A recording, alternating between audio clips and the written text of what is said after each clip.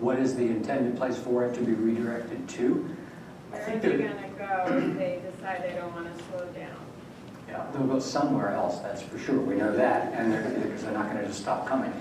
And there's, the good news, to a certain extent. The bad news for you is that you have so few connecting roads there. You've got Higuera, you've got National, you've got Higuera, you've got Duquesne. And so some of that will likely deflect to Duquesne. Some of it may deflect further south to Overland and go up to catch the freeway there. And some of it may continue further north and connect up with Washington and Venice, I guess, Washington and Los Angeles, wherever the other ramp is. It will deflect in a variety of ways. It's a very good question, and it's one that, at this point, not puzzles, but eludes us, not just from that example, but from a lot of others, because to answer that question requires a whole lot of very complex mathematical analysis of traffic patterns and future development impacts and so forth.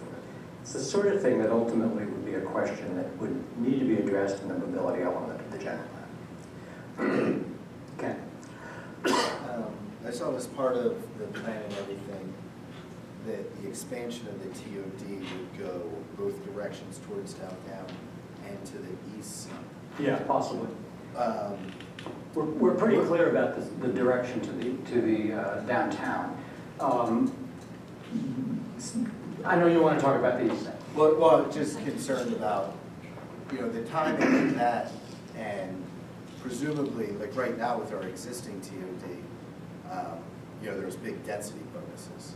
So without having solved our problem first, it seems like rezoning all of that with greater density may be premature until the implementations are in place. I don't know that, well, first of all, I think it's a chicken and egg question about whether you solve the problem first or not, because I think some development could be conditioned to help to solve the problem. So it's not necessarily that this all has to be in place before anything can happen that's different on Washington Boulevard. On the other hand, I think that you don't necessarily need to look at the development, the density bonuses and so forth in the same way in each part of the TOD. And it might be a question of sub-district planning or different standards that apply to different lot sizes or lot depths. And there's ways in which that could be managed. It doesn't necessarily mean that you're able to pile on, 8 stories of whatever or 6 stories of whatever on those narrow lots. But point's well taken, and it's something we want to consider. I think it's obvious to us that there's very large single owners. Right. Thanks, man. And the reality is that they're going to be approaching development at some point. So it doesn't necessarily mean additional density. In fact, we might reconsider that to some extent. But what it ensures, it ensures a targeted planning effort to really look at what you really want to get out of it from a public standpoint. In other words, this is an area that is going to be catalytic, but it has the potential of becoming something. And to treat every parcel as an individual parcel, being opportunistic, we found that what we really need to do is you need to really look at it as an ensemble, the entire area. And to leave out certain areas just means that you're not going to be anticipating future needs for those. So pedestrian connections were one of the things that became obvious to us. We also think that it needs to support the street, like the dead zone in Washington Boulevard is in this area, and so we see that this is an area that the public ought to be taking a position on in a comprehensive way, so more targeted planning. I guess as long as it's just not copy and paste of what our current TOD says and just expands it. We're going to recommend it, like to re-envision the whole bit. I don't know where council I just want a chance to respond for a second to really to both those questions. Your question, I think, is very interesting and very central. And it relates to my question too. But one of the concepts that we sort of started approaching really as we began this process is the notion that it's not about development, it's about mobility. And that what we want to do is create alternatives for people to get around town. So it's, Los Angeles is a unique condition, and Culver City is a unique condition, and it's different from Vancouver. But what can we take from the Vancouver approach, and how can we apply it here? If we make Higuera harder to get through, then how? Your question is, how are people going to get to the tent? Because people need to get to the tent. And for the people who live in Rancho Higuera, you want less traffic there. You want it to be less of a speedway. So the real answer to your question is, what needs to happen is that the people that work in the Hayden track need to have a different way to get in there than by driving their own car. So hopefully less people will need to drive to get on the tender.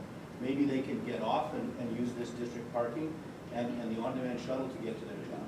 And so maybe that will decrease the need for the volume of cars on the Higuera. So it's a question that has to be answered by a whole bunch of smaller answers that we need to figure out, because we have a unique new condition that hasn't really been addressed before in any of the models that we've looked at. So it's going to be step by step, figuring out how it works as we go forward.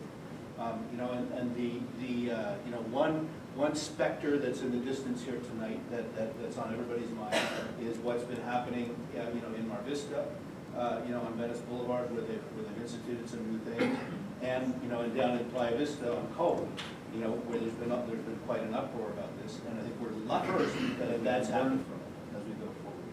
So the answer to your question is, we're figuring that out, and we're really doing a full court press and bringing all our resources to try to understand it and solve that problem, because it's really the central issue in the future of our city, and in the general plan is where the rubber is really going to hit the road. That's going to be over the next couple of years. But just to clarify on that point, I hear you loud and clear, and I'm all for all of that. Great, thank you. I work in the Hayden track. I live in Higuera Ranch, and I think the majority of the traffic that's going through don't work in the Hayden track. Right. They're heading through. Right. So I just want awareness around that, because I love everything you're doing for the Hayden track and the people that it's growing, and more are going to be working there. But it is a pass-through for those who are much further south. And that's going to be a regional issue. If we make it really hard to get through there, if as we make Donna happy, if we cul-de-sac it all together, they're going to have to go to La Cienega, and to some of the other places. They're going to have to find, and the whole region is going to have to find better ways for people to manage their commutes. You had a question? Yeah, I'm from the Rancho Higuera area, and I have to tell you that, as you know, our neighbors work really hard to need to try to cover into the whole thing. I think, I don't think we need to be in this here, certainly public works to calm the traffic. Might make it slow. Excuse me, Lisa, do we have the handheld mic? Sorry, Mike. I can try to speak up. We do this. Okay. No, Lisa's got the one that's intended to real. Thank you. So we worked really hard. We spent a lot of time with the T.O.D. and in hopes of traffic calming in our neighborhood. And I live on Higuera. And my personal opinion is, from observing this and being very proactive about it in terms of observing and trying to figure out what the problem is that the speed of the traffic is one issue. The danger of the speed and being able to cross, or as a pedestrian, as a bicyclist, or in a vehicle, is very difficult to cross Higuera. But also the problem is the number of cars, the sheer number of cars, because I'm on Higuera and Kruger, which is kind of very near Washington. What I see every morning is a parking lot that goes all the way down several streets. So I feel like that even though this might slow the traffic, narrowing it, making it less desirable, because the traffic is so bad in other areas, I personally don't see that it will reduce the number of cars, and that they'll just, they'll be waiting to go around the roundabout, because they're already waiting anyway. They're not really speeding at that point in time. So I just give my 2 cents.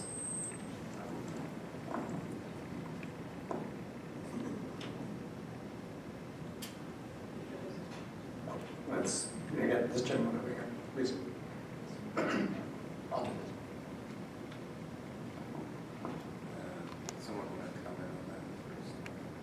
Anybody have a comment on Holly's remark? I'll piggyback on Holly's remark. Okay. If you don't mind. I'll come back in.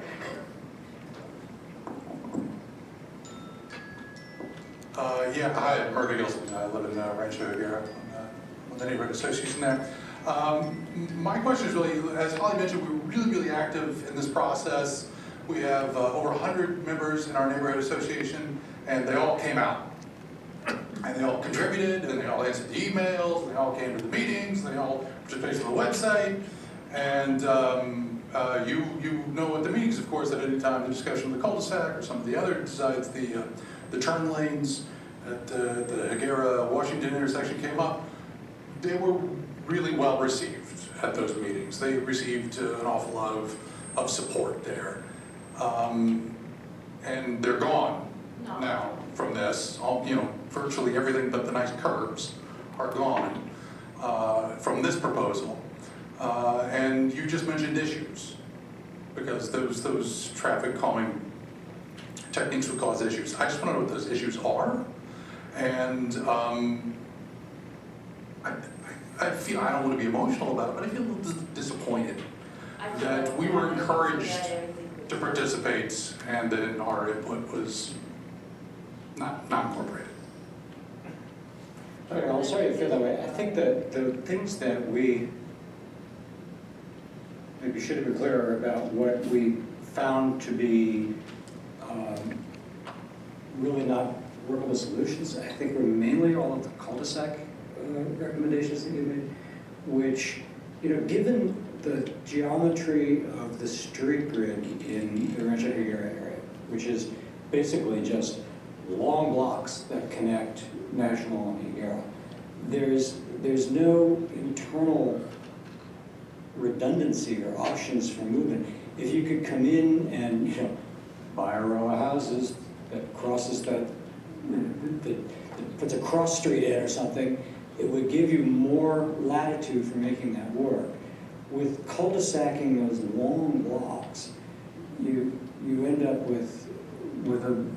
I'm sorry, there was only one cul-de-sac that was ever discussed. The Higuera cul-de-sac? Yeah. There were a bunch of cul-de-sacs, but some of the properties.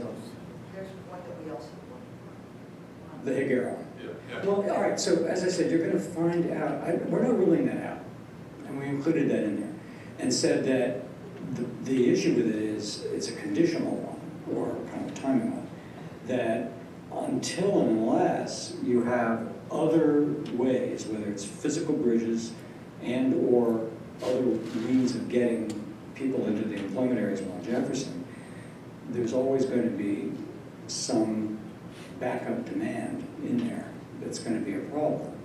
And with that, if you're able to get the connections from Jefferson, Higuera plays a different role, or could conceivably then play a different role. You're about to find out what it's like when the bridge does go out and you're effectively cul-de-sacing the street for some period of time. It's still open to hang. So the hang Yeah. part in one cul-de-sac. All right. Well, Traffic can still, I can't help but notice that all of your shuttles and your bus routes, you have it running down Higuera. It seems like you're. we have one going on Beds, utilizing we have one going on Beds, Higuera. and we also use National. I mean, those are your choices. And Singer and What National. about discern? Either way, you just screwed it. Hayden Park. For Hayden Park, there is directly the National Boulevard. There is a one-way going there, both way, the in and out traffic on National Boulevard. And on this side, from the La Cienega to Jefferson and to Rodeo and Higuera, there is also a going into the Hayden Park. So it is not that only one-way entry to the Hayden Park. There are two-way entry, and you are talking about neighborhood protection. But I don't see anything except the rounding, making the bigger round on the Higuera. Once we were given the same argument that the round will deflect the traffic. Higuera neighborhood, the neighborhood going on, it cannot survive if same traffic is going on. And I don't see any protection for neighborhood. So please, we will have to discuss it again.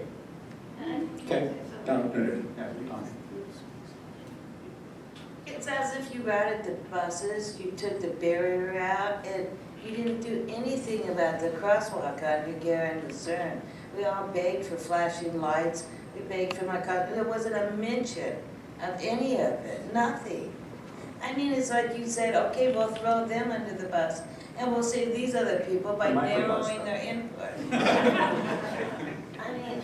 Yeah, all right, you're right. There are a lot of other things that could be done along Higuera with regard to signals and pedestrian crossings and so forth. And just to be clear, what we had discussed and hadn't mentioned in the drawing is at the, that microtransit connection, the red line that we showed going around, was through connection, in that case to INS, but it was through a connection that would have to be made either through a reciprocal easement agreement or something that would allow for it to run through private parking lot through a gate that would get it out. There are other similar ways in which we can have limited access, either with signals or with gates, for those kinds of transit systems in the future. So we'll take another closer look at that. David, I'm in that neighborhood too, I just need to comment on this. We'll get back to both of you. This gentleman has been patiently waiting. As the Rancho Higuera, as everybody there knows, I live in the same place that you do. And I can guarantee you, Donna, that we're not getting thrown under the bus. What we have to do here, and what I particularly have to do in my job, is I need to think about our neighborhood, and I also need to think about how the whole city works. Now, this study was called, was brought about really because of the problem at Washington and National, which is kind of a more central problem to the larger city. And I think it's fantastic that we in our neighborhood have been so active and have gotten all our comments in here. But all of the stuff that you're talking about will be looked at very carefully, I can guarantee you, as we go forward, particularly, as we're going right into our general plan. And I'm going to be representing those interests and inquiring about each of those things. But as we look at any of those particular measures, of the cul-de-sac and so on, we need to think about how it works in our neighborhood, and we need to think about how it works for the city overall. And I have to say the same thing to my dear friends in the Arts District, that while, this study really came about because of their activism, during, last year before this started, we have to look at how it works for them, and we have to look at how it works for the rest of the city. So that balance has to be called for. And I just want to reassure you that we are getting full representation in our neighborhood, and we will look at all of these things. How to, as we talked about with the first question, how to actually reduce the number of cars on Higuera is a real challenge, as it is on all of our streets. So I just had to make that comment before we go on to the next subject.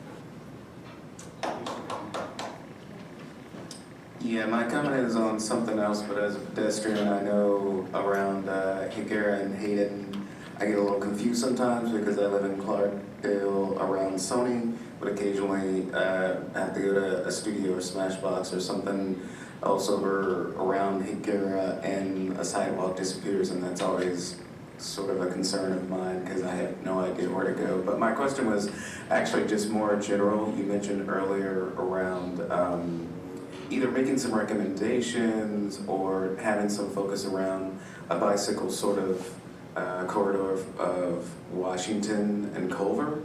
And that's of more interest to me because I live in the other part of the city, well outside of the T.O.D. And I was wondering if there are specific recommendations that were going to be made, because there are a lot of wider residential roads that cross both Washington and Culver, but don't have bike lanes or have limited bike lanes and could have more infrastructure. Plus, also one of the sources of traffic in the Arts District and the T.O.D. is the rest of Culver City, West Culver, Clarkdale, where I live. And if it was easier, if there was a complete bike lane from Culver, where at a certain part there's a really great bike lane that lasts for a very short period of time, and then there's sort of nothing, and then there might be this. So I'm just hoping there are great recommendations, and I'm sure our city council people and our city staff are on the ball about this in regards to the general plan, but I want to make sure that we keep in mind making that connection, because part of the traffic in that area of the city is from us and the other parts of the city. Yeah, thanks. That's a good point, because we have to stop what we're doing somewhere, and we are mindful of the city's bike plan, but we're also mindful that it is in the process of being revisited constantly, that those points of connection are critical. If you can't connect, it almost renders the pieces that are there not useless, but a whole lot less useful. So yeah, ultimately, what we're trying to do within the study area that we're working in now to connect the paths that we know about will need to be done citywide so that it connects the whole thing together. And you have an option for getting to the other side without risking your life. Councilmember Samuels? Thank you. So for technical legal reasons, I can't give my opinion or anything like that because there's the Brown Act and blah, blah, blah. So this is just a point of clarification. It is not a comment. In speaking with, and it's on the subject of microtransit, in speaking with the transportation department, the pilot program that they are looking at is not what I saw here. The pilot program that they're looking at is on demand and would be within a certain geofence, but would not have fixed routes.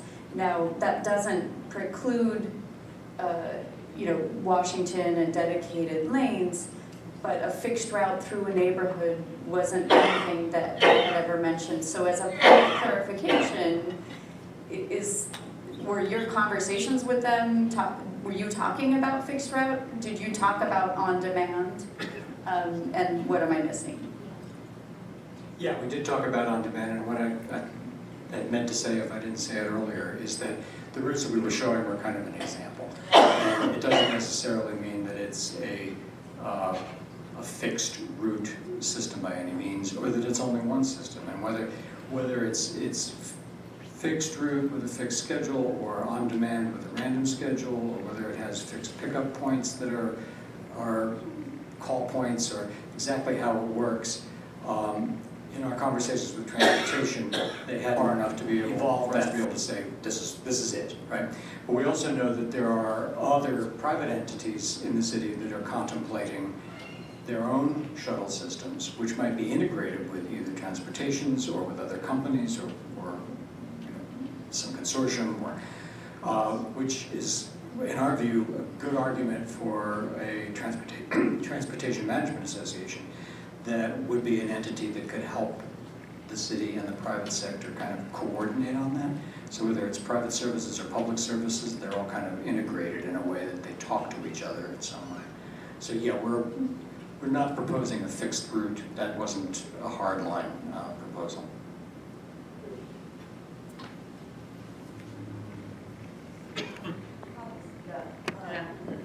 So I hate to split hairs, and I'm sorry if I missed it, but in the discussion of Robertson leading up to like the Expo connection, because I walk Hydera and Robertson to take the Expo every day, so I walk that twice a day. I didn't see any mention of expanding the sidewalk. I mean, there are places where it is 1.5 feet wide to get through, and I walk in the street around the buses to be able to walk at a pace that's reasonable. Can you clarify what treatment pedestrians might have? Because that's important for cars, people having options. Right, exactly.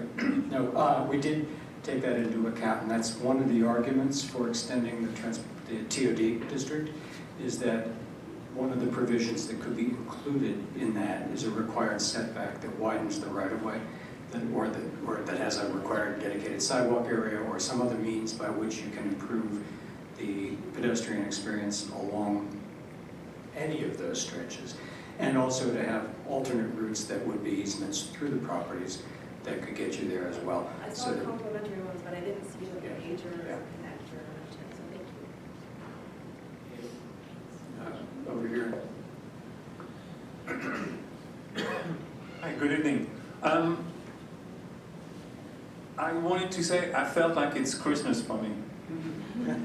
Just good news. Sure, the information about Rancho Riguera, you need to work on it, but the overall concept is extremely cool for me. I couldn't believe it. It's like, no, there's this, there's that. And when you came up with that bridge going to, oh my God, it's awesome. So I don't know how much it's going to cost, but I think it's an outstanding idea, and I'm rooting for it right now. I love the idea of creating some sort of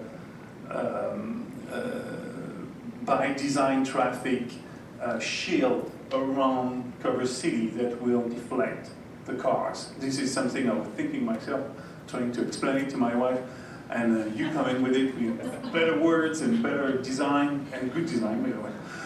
So that's really, really cool. But I wonder if it's just glitter in front of my eyes that makes me smile, and if there will be one way, a chance to have it happen. Is it too expensive? I mean, the bridge, I'm guessing it's expensive, but the other treatments that you offer, which I really love, the two-way street, the two-way protected bike lane is something oh yes. Finally, I can send my kids to go somewhere or see any part of thing. I don't have to drive, I don't have to Uber them or anything like that. So that's great, but is it doable? Thank you. Do you have any numbers in mind? No numbers, but this is not something that you're going to do overnight. And it's not something that you'd even necessarily want to do overnight, because there's a whole lot of smaller steps that need to be taken before you can get to the bigger picture. And at each point along the way, there may be detours or different routes on the branch, right? What we've been trying to do, as I tried to say at the outset, is to define a big vision that might be a place you could head.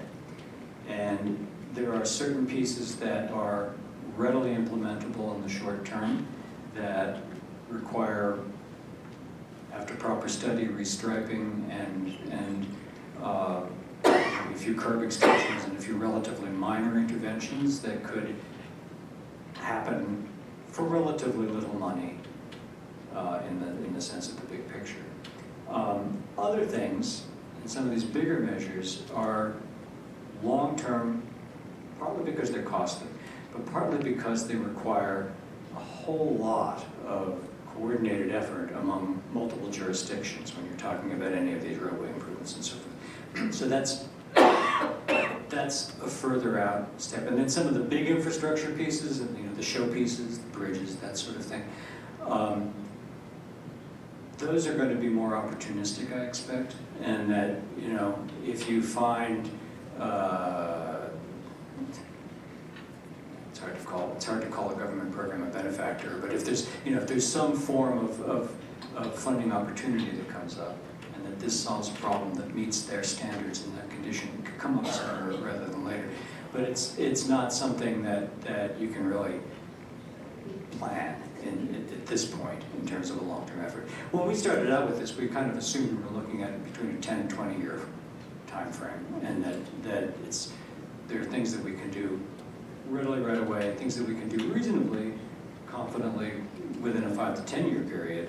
And then once you get beyond that, it becomes a little less, there's a lot more uncertainty in directions and so forth. So it has to be approached incrementally and kind of stepwise. So is it expensive? Is what expensive? The smaller pieces are not, the bigger pieces are.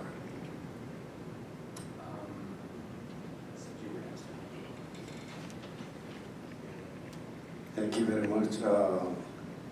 One of the comments I want to make is outside the T.O.D, like when they made that improvement on, I don't know if it's improvement, but they made the restriping of the Duquesne, but they forgot to make some barriers between the cars and the pedestrians on the bridge. That's very important because in terms of security, you know what happened in the London Bridge, right? But coming to the T.O.D, like you have this, you want to deflect traffic out of Washington Boulevard, right?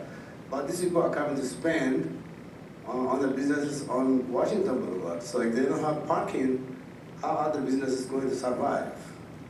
So who is going to pay, or some business will close, definitely. So who is going to compensate this business for their losses? Well, that's similar to the last question in terms of the sequencing that you would do things in, because that's an example of one reason why you wouldn't implement this tomorrow, because you don't have the alternatives in place, the viable alternatives in place to compensate for the change. So if you take away parking, you need to have some mechanism for parking people somewhere else, or for getting them out of their cars and using some other mode. So people aren't going to abandon cars. There will still be cars. You're still going to need to park cars. There will still be a lot of people in cars, because even though we can say this will make things better, what we may really be saying realistically is this will make things not get worse faster, you know, because there are people in cars, and there will be people in cars. We'll see radical changes, but it may be a 50-year cycle and not a 5 or 10-year cycle. There'll be big changes in the next 10 years, and we don't know what they'll be. There's a whole lot of, like I said before, innovation going on in the world of transportation and mobility that, given the intensity of the problem worldwide, not just here, we're going to see things that we can't anticipate right now. But your point is a good one. Until you can figure out how you compensate for that problem, you don't just take something away. You do have to have a means, a viable means, for compensating for that, or for making the whole system work. And that costs time. That costs time. As to the specific question of parking, the notion there is that you get into a district-wide parking system that would be pools of parking and parking structures along the boulevard or within the district that would be shared parking situations. How do you do that? It's not as easy as it used to be. Without the redevelopment tools that were available 10 years ago, for example, the city doesn't have the options that they had at one time for building them themselves.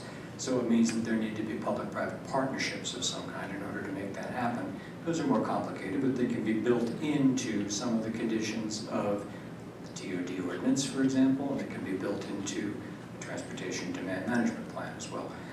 Over time, as the parking gets provided and the demand for it reduces, then you've got a clear opportunity to remove the parking. In the meantime, we're still talking about being flex lane parking, and that it would revert to parking off-peak hours, when most businesses need to have access by the customer base. That's a roundabout answer to that. I think you had a question, George. Oh, yeah, well, just a few things I'm trying to understand. It feels like the flex lane parking, it's felt like at the beginning of this process that we were really trying to prioritize things based on pedestrian experience and improving things for the neighborhood. And that one of the things we were going to try to do is reduce,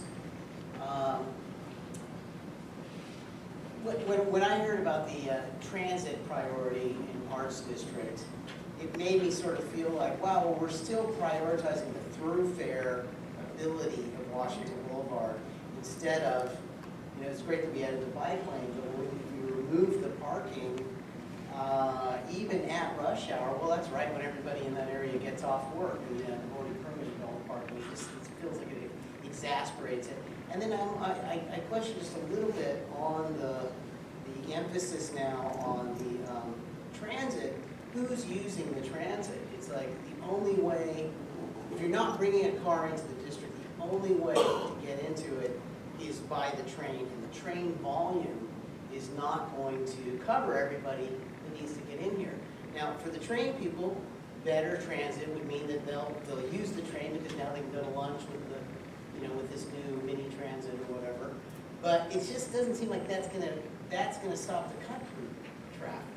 You know, the cut-through has really got to come from reducing bandwidth, and reducing bandwidth is the thing that's going to protect, in the same way that Kareem was just saying, sort of, protect, what we want. And then when I hear the Rancho Higuera folks, I mean, I think the reason they wanted that cul-de-sac is in a way, they're sort of like saying, you know what, we want our neighborhood back. We don't want Higuera to be a thoroughfare for Hayden at all anymore. It's too much. That should be the job of National, Jefferson, and Venice.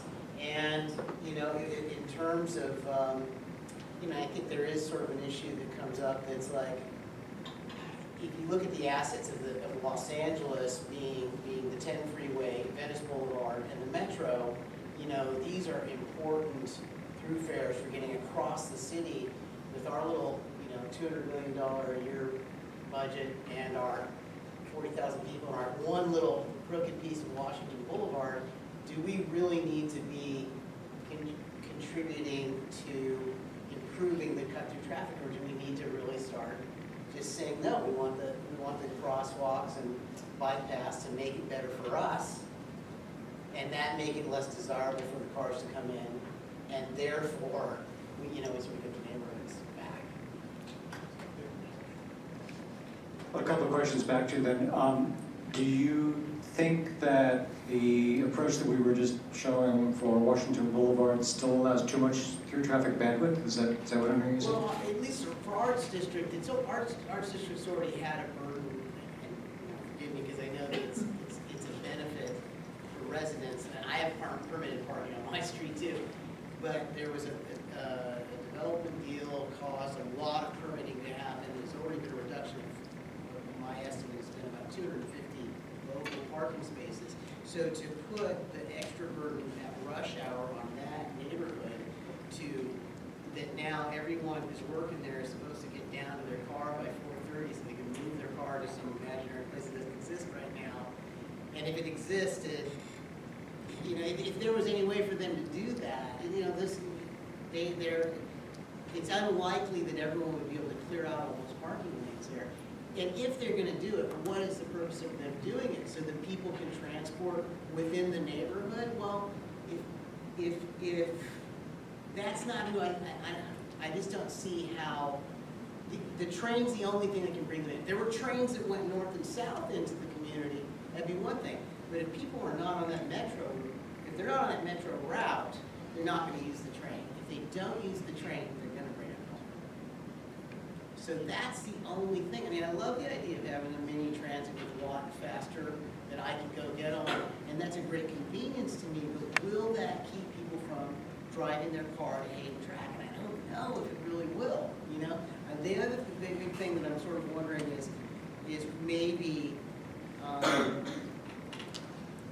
just what about the walkability, rideability through Hayden Track?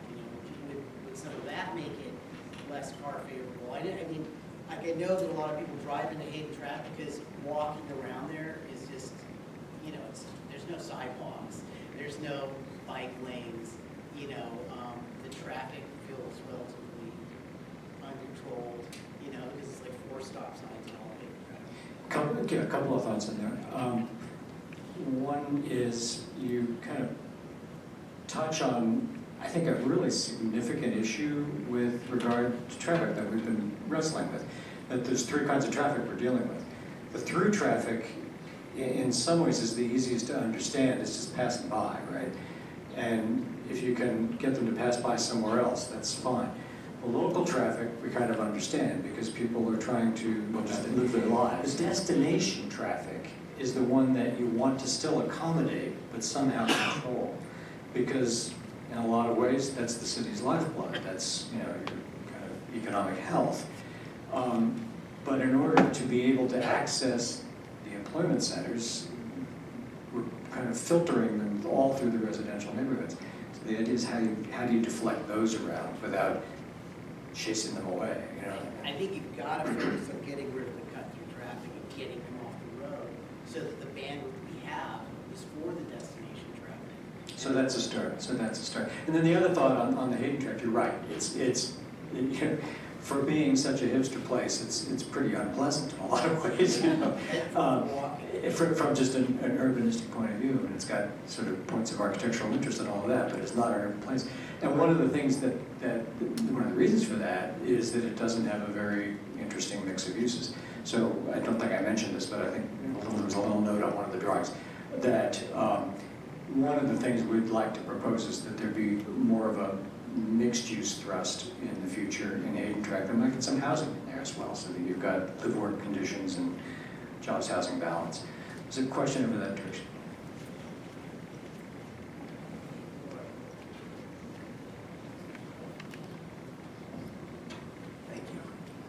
I have a simple question, so I apologize, it's direct, but two kind of direct questions. One, you mentioned the differing timescales of the various projects, but one thing in particular I'm sure you're aware of is that Sam Schwartz's firm just completed a pretty nice study of a plan for a protected bike lane on Washington. Was there anything that you came across that suggests there's any reason to delay that project at all, whether it's on the north side or south side? Would be something that can be worked out, but is there any reason to delay that? Yes. Yeah, we don't see any conflict. Actually, there is no reason why it can't be implemented now, because there's no inconsistency on the south side of the street with what we're proposing. We propose to continue on the south side ultimately in the future, and for reasons of various kinds of bus conflicts, it's had to cross over and go to the north. The amount of infrastructure improvement for that north side route is so minimal that it could easily be implemented right away and changed later at the cost of some paint and some bollards. So it's not a big deal. Sorry for the two-parter, thank you for that. The TDM, or the traffic demand management portion, was a little short, and I'm wondering if that's because you have a specific toolkit that you're going to turn over to the city so that they can see, for example, a land use ordinance that requires developments to provide showers for employees or various other things along with the Traffic Demand Management Association. Yeah, it's in the works. The reason we didn't get more detail about it is that we're still working on it, really, and we were just talking about it kind of categorically here. What we intend to do is to present to, and not to present to really, but to continue to work with departments in the city to develop that viable list of viable toolkit of uses or measures. And there are, every city has its own peculiar constraints and its own peculiar conditions. So we'll be looking at cities like Santa Monica and Glendale that have pretty active TDM programs and finding, cherry picking from that to see what works best in this city. So we're not there yet. That's why it was rather vague.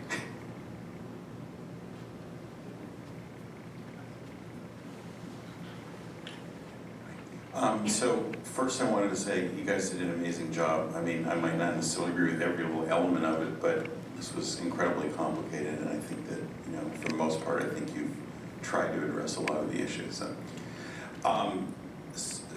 One comment, and that is on Washington Boulevard. We talked about a few things in the sessions, but I would just make an argument that I think that middle lane, and irregardless of whether it's 2 lanes of traffic or however it's broken up, that the most important real estate is the land in the middle, and that trees, I feel, are kind of a lost entity in the middle, that it gives you less options for left turn lanes and other kinds of accessibility. And if you're going to do trees or landscaping, it should be on sidewalks that are going to deal with pedestrians, and they might enjoy that landscaping better.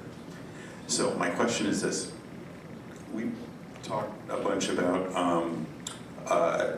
how this gets implemented and the issue of, that it's already bad and there's a lot of things coming into the TOD.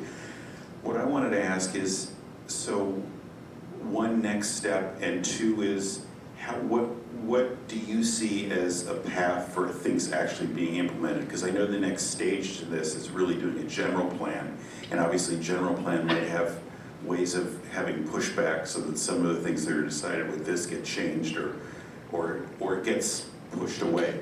I know you spoke, there's a few things that can be done, short term, but you're going to present a vision plan. It'll be tweaked from where it is now, and there'll be a lot of public input.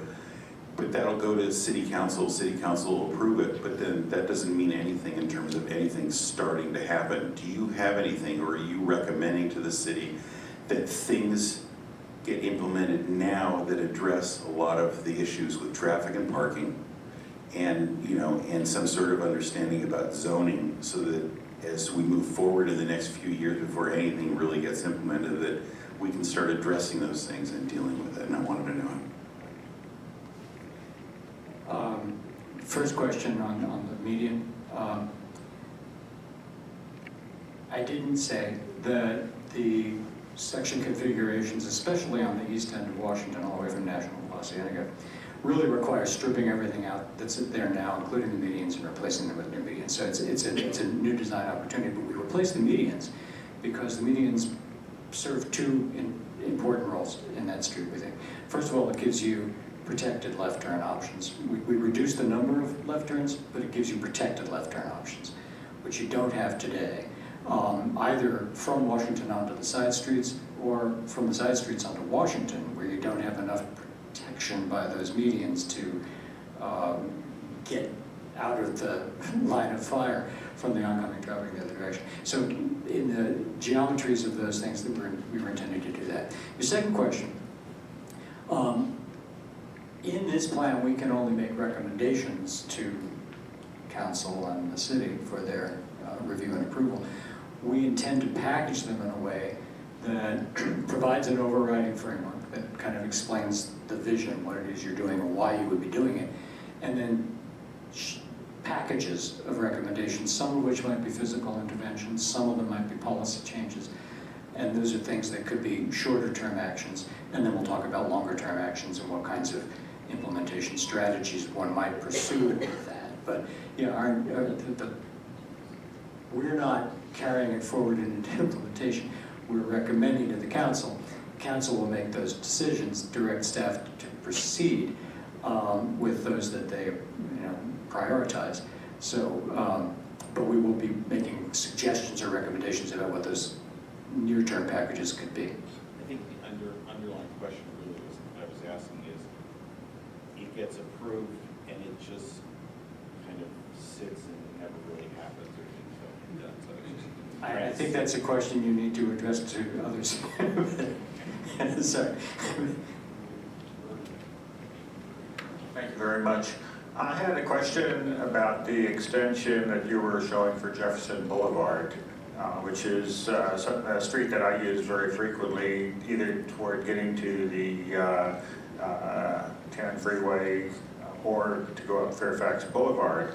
And I know that a year or two ago, the LA Times ran a big story that the KABC property was one of the largest undeveloped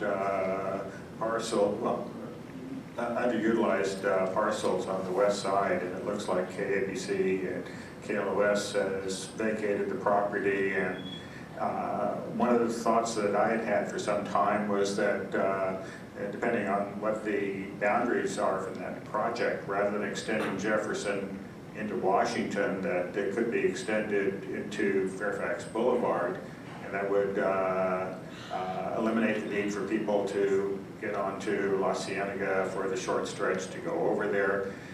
It seems to me like with that property under development consideration right now, it's a very timely consideration that should be investigated if it hasn't already been. Yeah, we haven't looked specifically at that idea that you just mentioned. I'm sure that there are a couple of different ways that that connection can happen, and we want to study them a little more carefully. This one is really more a conceptual gesture that says you want to kind of connect it up, because right now it doesn't connect at all. As you point out, it has to go around that old antenna property. And that antenna property is in development. A number of people that live out in the creek that utilize that corridor, Yeah, it's terrible. I feel your pain. I've tried. It just seems like since it's under development at this point in time, this is the ideal time to try. Yeah, I think that one's all, that ship has sailed as far as what's being proposed for that parcel. But there is still, I think, some opportunity between that and the creek where there's some other privately owned land. It's in the city of LA, so there are issues with that. You know, we can only say so much about it, right?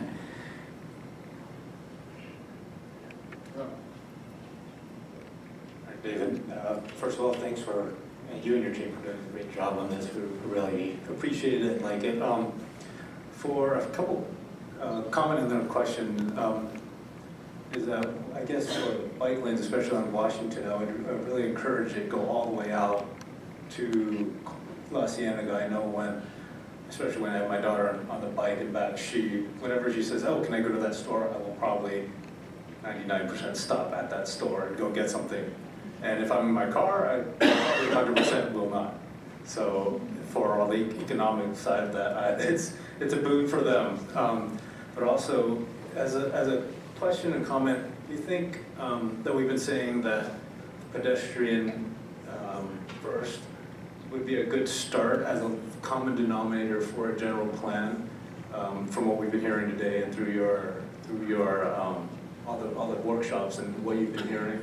Like, is this pedestrian first a good start, good place to start? And even especially on Washington, I want to cross the street. I want development on Washington and have a great lively street for especially us and our students as well to be able to even just cross it. That's an interesting question, because it anticipates, in a sense, framing the mobility element of the general plan and maybe framing the whole general plan itself. Yeah, walking is a good place to start if, as Andrea and Peter remind us from time to time, everybody walks. And it's the first step in any movement, in any trip. So how you can extend that so that it becomes the foundation or basis for planning and design of a city, I think is a fascinating question. I think it's like Culver City, the walkable city, or whatever. You know, it's a good place to start.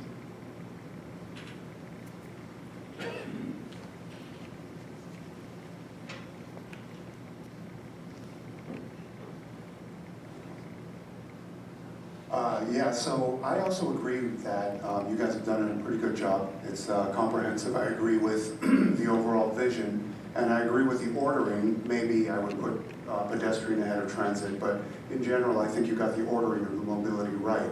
That having been said, I have two comments. One, which will be within your scope of work, and the other, which is not in your scope of work, but is very related, very much related, I think. So the one that is within your scope of work has to do with your conception of the bicycle network, with the key component being the ties into the Ballona Creek.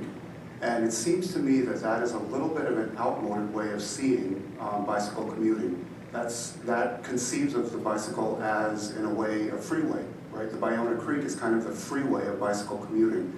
And while it's very safe during the daytime, precisely because it's separated from motor traffic, once the sun sets, it becomes actually kind of dangerous for exactly that same reason, because it's completely isolated. So for kids, for example, I wouldn't want my kids riding on that, and they all bicycle commute.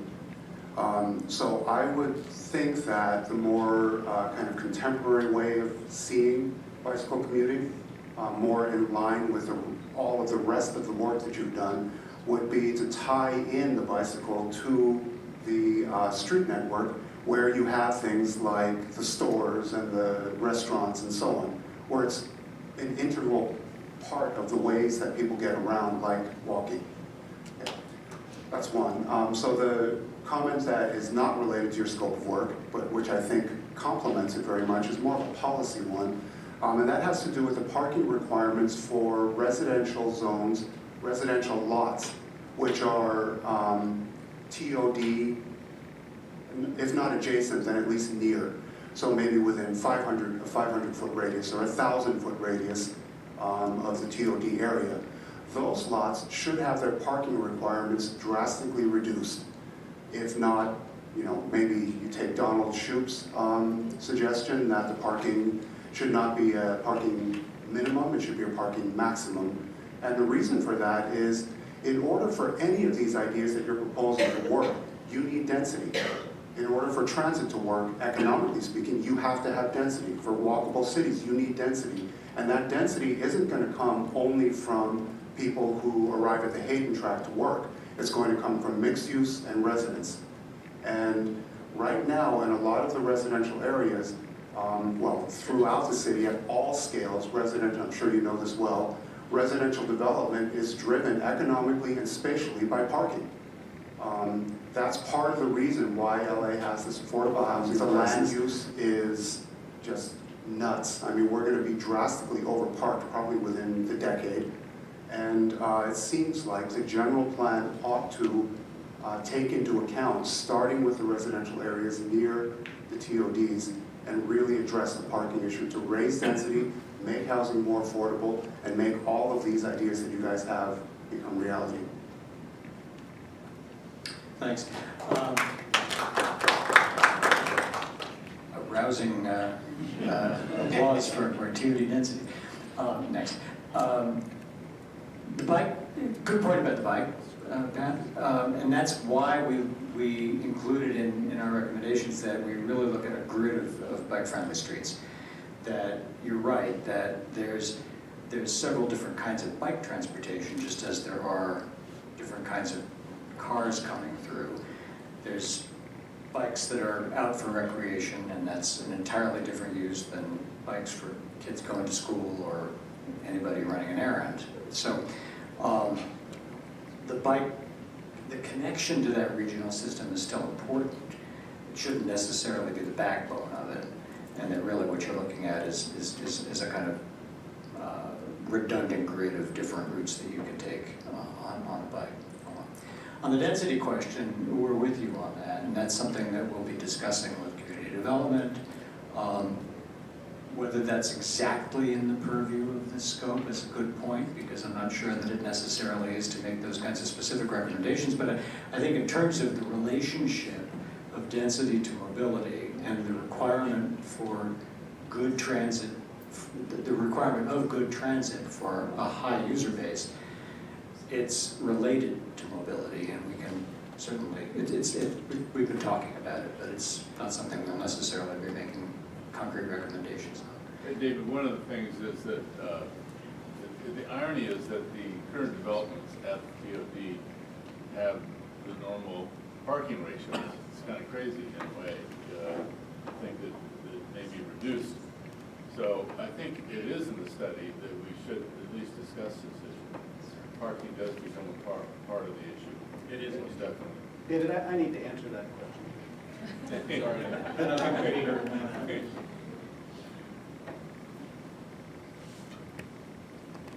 I guess the first thing I want to point out is that when you see this plan in greater depth and in greater detail, and as it's sort of expressed as in greater detail, I think you'll see that your two main points are completely, in concert with and encompassed by exactly the heart and spirit of this plan. I mean, in developing their approach to bikes, they got a fair amount of pushback from some quarters in the city that wanted to spend less money on it and take more advantage of Ballona Creek. But they were very insistent on having a fully networked set of bike paths that go throughout the city, and really saw the spine of the bike path really being Washington Boulevard even more than the creek. So your point of view is very much represented there. And then also in regard to the parking. And what we found I mean, the Donald-Shoup approach and having parking maximums has totally been in our minds since beginning this. But what we found is that there are always more complexities. And one of the things about the TOD and the Arts District is that it was and Hayden Tract, is that they were formerly light industrial uses mostly, and art galleries. And so there's hardly any parking. It's like there are large buildings, and as it becomes creative office space, you have people in this room who have businesses there that don't have enough parking for the people that are working there. So hopefully, this will be a strangely temporary condition, which we're trying to understand, because everybody who studies autonomous cars will tell you you're going to need a lot less parking in 5-10 years. So, but yet nevertheless, you have the businesses that say, look, we're trying to work here, but there's no place to park. So we're trying to thread that needle here, and there's forces pushing each way, and it will be resolved over time and in the general plan. So thanks so much for your very astute questions. back to you, Peters first.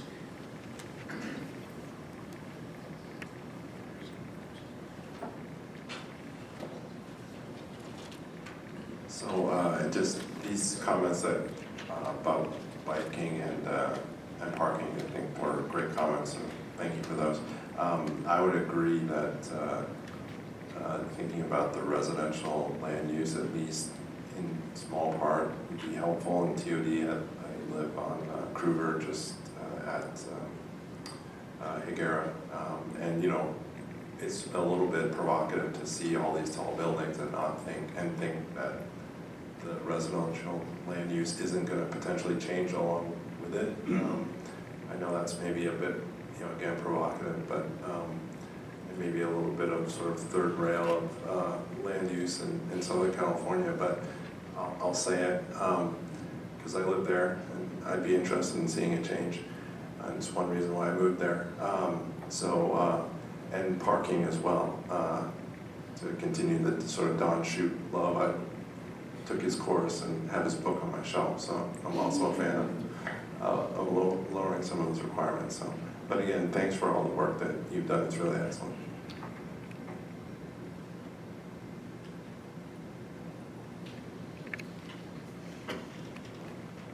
I also want to appreciate the work and listening to our neighbors talk about their experiences with this. Earlier when you were, I think it was you who was talking about centering it on pedestrians, right? Was it you? It made me think that actually there's a lot of perspectives that would have, when you see that as an architect or somebody that's familiar with that, it's easy to understand everything that's going on. But not everybody has that ability and that experience. And so I was thinking, if we were able to talk also about how there are different perspectives. As a pedestrian, you see the world one way. As a biker, you see the world another way. As somebody who's trying to get to their job, as somebody who's 5 years old is different than as a teenager, than is different as a 50-year-old. And how all of those perspectives affect how a city works would make it more easier, I think, for participants to get why some of these things work or don't work and what the real problems are. Because I live in the Higuera area, and I can understand people getting upset about not solving just that problem because it is very annoying. But the variety of problems that you're trying to solve are because there's all of these different perspectives. And so I hope that in future presentations we can look at why all of these problems come from looking at the problem of living in a city from a different angle. Because we might be at one moment in our lives right now, we're mostly in a car or using a bike, but we don't see all the perspectives, and that's something I would like to see more of. What you're suggesting is it would be a great series of short stories or sort of urban design version of Rashomon, where you have the same people experiencing the same thing, but knowing it differently. And you're right, that a city fabric has to accommodate all levels of needs. And as I said earlier, walking is a great place to start because everybody walks. Everybody actually doesn't walk. There's people who can't walk, and that there are other ways of getting around that are like walking in terms of the level of experience, but just as biking is different from walking, experiencing a city in a wheelchair is an entirely different experience from everything. And or with a cane, or whatever. Or not having a car, or being unable to ride a bike, or we could write 1,000 stories, but this is the naked city. You're probably too young to remember this. But the perspective is important, and starting with individual experience and the different ways in which people experience movement through a city. So it's a cool idea. It's a great idea. Somebody else?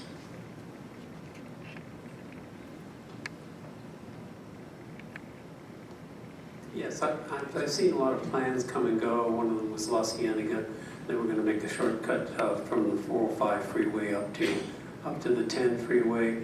Also, when the Expo was going to go in, they were going to be completely reoriented all the on ramp and off ramp off of for that area, and none of that came to be. I don't know if this is pie in the sky or what this is. It's my first time at being here. But one thing I did want to say is that what happens at this TOD actually impacts a lot of other neighborhoods. A good example is Agera. Agera was a through street, trucks went through like crazy before you had whatever they call little mini roundabouts. What happened to all that traffic? Well, some went over on the street that I'm near, which is Duquesne. Duquesne jammed all the way from Jefferson all the way up to Culver, in spite of the fact that they changed the entrance and exits off of Jefferson. So there's a real problem there, and yet, the best thing to do, and I wish you would talk to the city about the flow by putting in traffic lights at Duquesne and Lucerne, and also up at the next street up, Braddock. That would help, but again, I want to emphasize, what happens in one area, something else happens. And I think the best idea that you've had is to put a bridge over Bayona Creek to get people so they can get in and out of the Hayden District, because quite honestly, how can you get down to Jefferson? There's only Duquesne and Overland, and then further. So you need to, they really need to rethink it. I think we really need to bite the bullet and put the bridge over Bayona Creek. Thank you.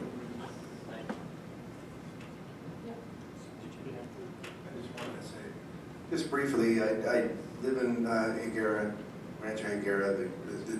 The residents have come together amazingly. We really cherish the area.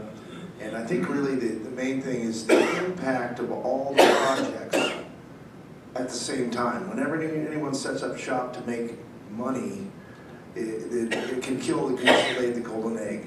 And I just think that, in future meetings, hopefully we have an ad hoc meeting like this one.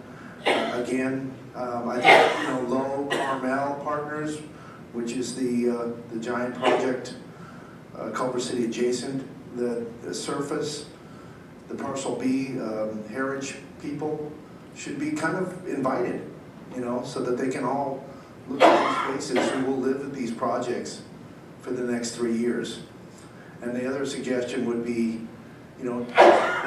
induce the issue. Have a Culvergeddon where you just basically try out different things so that we can learn a lot just by those trials. I'm not sure about Culvergeddon, but pop-ups or various kinds of trial runs on things is a good idea. And the interesting thing about that is it takes a while, actually, to see people change their patterns. There'll be some changes in the short term, but to really kind of get a sense of what it's going to be, you might just want to spend some money on some paint and change some lanes and see what happens over the period of a couple of months to see if anything changes. But yeah, good points. What I find really uplifting about this whole thing is it seems like there's, it's counterintuitive. Okay, it seems like, I'll just talk about it. It seems like what I hear is consensus around slowing Washington and, making it more livable for everyone, walking, biking, and whatever car traffic. And when I first started hearing conversations many years ago, 10, 15 years ago, it was always, we can't do that, we just have to get the traffic through as fast as possible. So I find this really exciting that at least there's agreement on that we want to slow it down and make this section of Washington more livable. And I predict that by, let's say, 2020, that we are going to want to make Washington in our area a walking or a promenade type situation that will make Culver City very unique and very much a place where you want to stop with your kid. But that's what I see. Well, I it think starts it's with, pretty walking first. And bike. Where it goes. Bikes. Where it goes at one pace.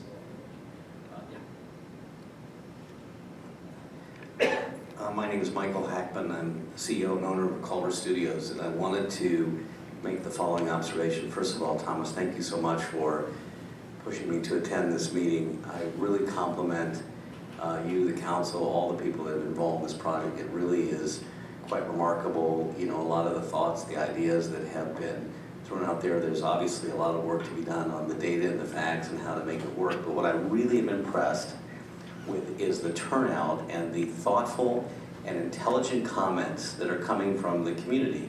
And I know this is a very difficult process where everyone has their views in the neighborhood. There are people here that run businesses, but I'm very, very impressed with the way this has been communicated, the really, really thoughtful and intelligent ideas that have been expressed by all of you. So it's very encouraging for someone that has been a stakeholder here for 15 plus years to hear this, to see it, and to be part of the dialogue of this process, and very much want to be part of it and really compliment you all. I really have to say it's very impressive.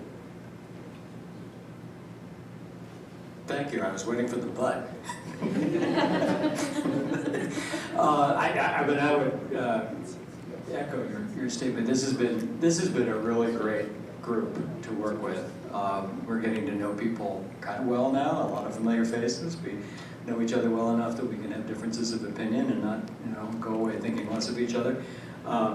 And we've picked up just an enormous amount of information that we couldn't have begun to do without the information we've gotten from you. Yes, sir. Hello, thank you very much. Dane Twitchell, I live here and I work here. And I had a comment and then I had a question for you also. And the comment was, a few people have talked about, it's all very interesting, we can move forward. But looking forward, the development's going to happen. This is all that stuff is going to happen. And all this stuff going around us, both in Culver City and Los Angeles, will happen. So the public realm has to keep up with it. And so we have to get out in front of it, not behind it.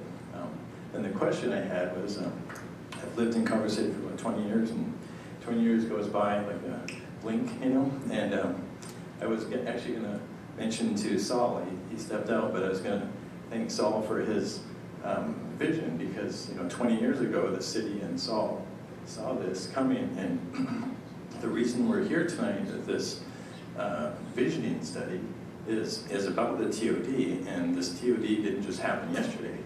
This is something that's been in the works for 20 years. And so my question to Johnson Fain is, 20 years from now, what are we going to look back at in your report and say, boy, isn't it amazing that they thought of that 20 years ago, and where would we be if we hadn't implemented what they suggested 20 years ago? That's a tough question, because, as much as, I think it was actually Councilmember Sally Wells when we first interviewed her on this, said, go read the vision statement for the current existing 35-year-old general plan and see if it doesn't sound like a description of what Culver City is today, reinforcing the idea that a vision statement is really important, because what you want it to be, what you envision it to be, is what you're going to work to make it be.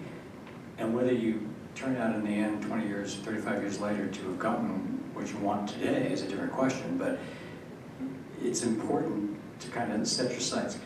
What are people going to look at 20 years from now? Well, first of all, they'll probably say, those silly people looking at that micro-transit idea. I mean, we've got, drones or whatever that we're moving in now. And it's like people thought that the Segway was going to change the world, it's still around, it's cool, but, what is good, I hope, the thing that people will look at and say, that worked, is the whole idea of humanizing and pedestrianizing the boulevard and making it all connected. I mean, it sounds sort of clinical to say, you know, connectivity. Boy, did they get connectivity, you know. but that's what will make the boulevard alive, and when the boulevard is alive, it makes the neighborhood feel alive. When you look at downtown Culver City today and what it was when I first knew it 40 years ago or something, and it was just one of those problems that everybody said, you can't solve it, you just can't solve it. I mean, it's just too complicated, it's never gonna work. And with enough vision and enough hard work, and some rather bold moves, it became what it is now, and you know, it's an overwhelming success. One hears maybe more of a success than it wants to be now because it's you know, reaching peak. But I don't know, what else would you hope, I guess, putting it back to everybody here, that your grandchildren or whoever's looking at whatever wonky grandchild you have reading a general plan 20 years from now says, gosh, Grandma, you really got that right. Is there anything that you wish we knew now that would make this plan a better and more sustainable plan? Let us know on our webpage. This may be a good place to break. We're going to post the PowerPoint from this evening on our webpage. It probably won't get up until probably Monday morning or so, but it'll be available for you to review. I'll remind you that that's www.culvertodvision.org, and the bottom of, if you scroll all the way to the bottom of the webpage, there's a comment tool that you can use to make open-ended comments on anything you want. We've also videotaped this evening, and so next time you have 2.5 hours that you can't imagine what better thing to do than to watch this again, please feel free to check it out on the same webpage. We may try to edit it down, but I hate to cut out anybody's comments, so I'm not sure that we will. It's been a really good 8 sessions. Thank you so much for all of your tenacity on this.